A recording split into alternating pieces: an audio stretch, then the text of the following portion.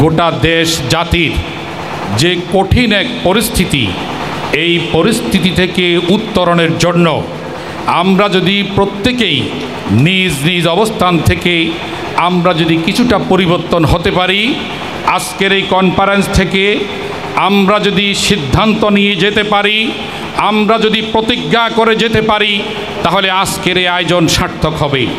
অত্যন্ত কষ্ট করে আমরা আজকের এই আয়োজনটুকু করেছি।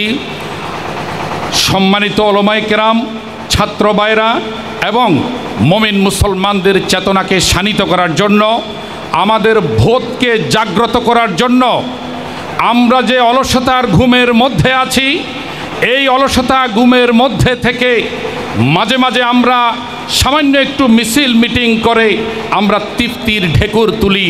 আমরা মনে করি অনেক বড় একটি কাজ আমি করে ফেলেছি।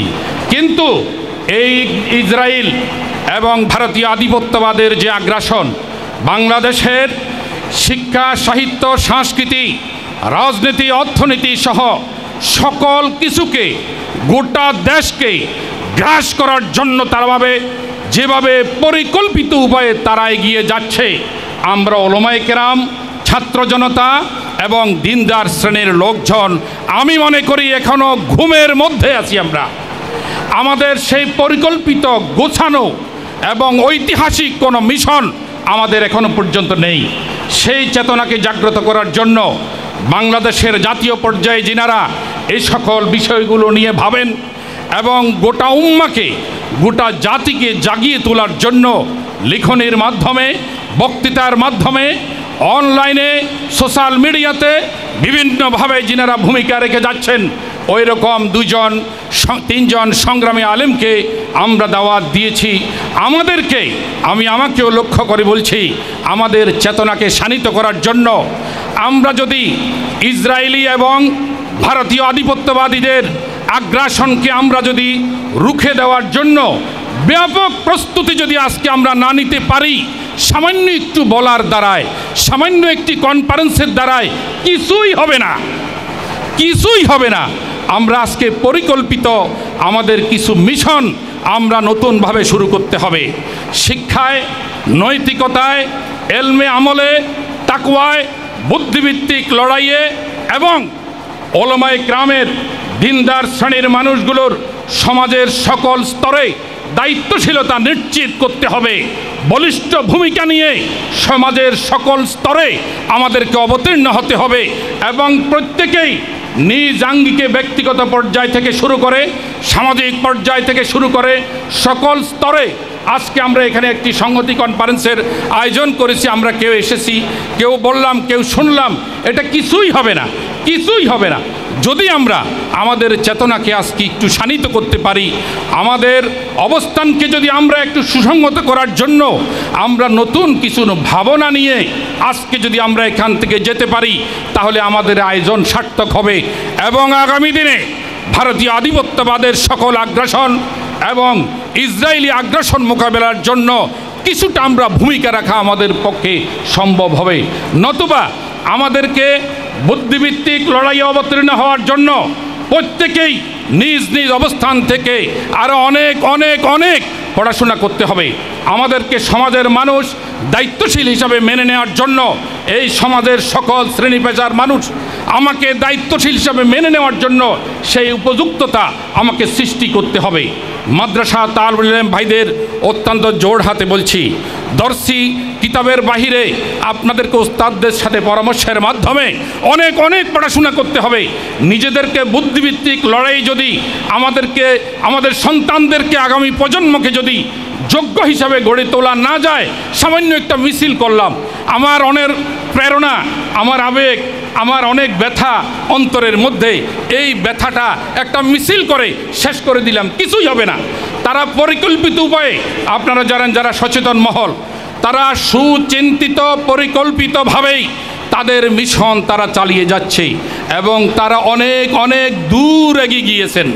আমরা ঘুমের মধ্যে আছি, একটুখানি সামান্য আমরা মাঝে মাঝে জাগ্রত হই, একটু আমরা কনফারেন্স করি, সেমিনার করি, মিছিল করি, মিটিং করি, কিচ্ছু হবে না তার দ্বারায়।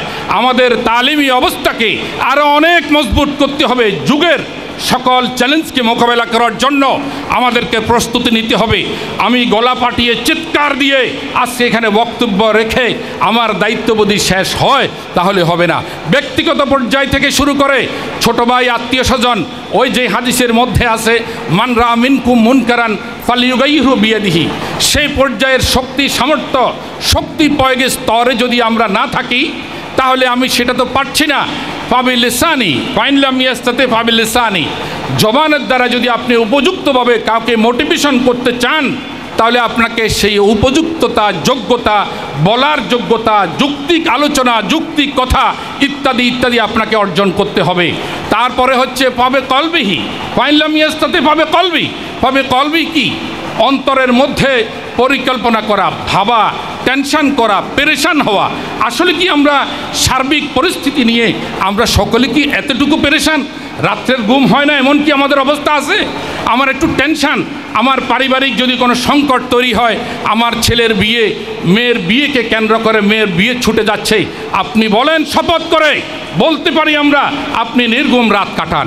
কিন্তু এরকম একটা অবস্থা আজকের ওলামায়ে কেরাম, উম্মার রাহবর ওলামায়ে কেরামের বেশিরভাগের, আমার মোহতারাম, আমার সিনিয়র বড়দেরকে আমি ছোট করছি না, কিন্তু আমি আমাকে লক্ষ্য করে বলছি, আমাদের বোধ, আমাদের চেতনা জাগ্রত করার জন্য সেই পর্যায়ে যদি আমরা প্রস্তুতি নিতে না পারি তাহলে কিছুই হবে না।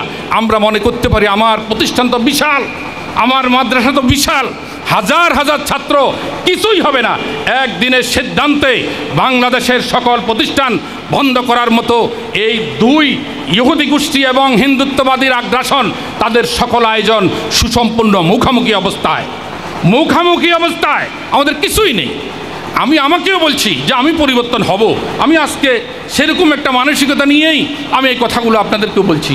আমি চাই সকলেই, বড়রা, ছোটরা, ছাত্ররা, সকলেই যার যার অবস্থান থেকে আমরা এখন থেকে প্রস্তুতি নিই।